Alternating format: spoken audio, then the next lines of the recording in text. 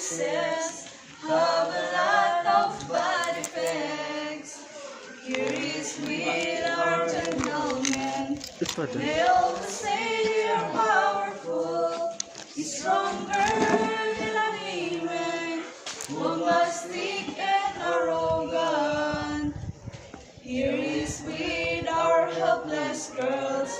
We're left at home to the house of course, suffers from violence, and always have no freedom.